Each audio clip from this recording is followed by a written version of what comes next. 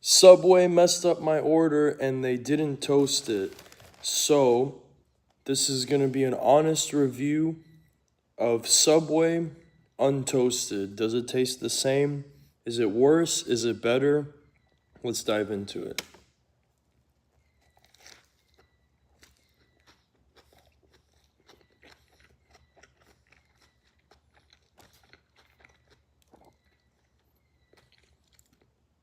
I wouldn't say it's better.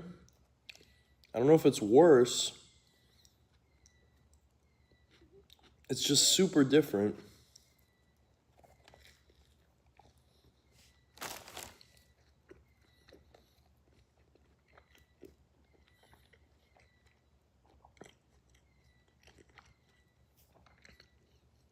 It almost gives it like more of a home sandwich feel, like one you made at home.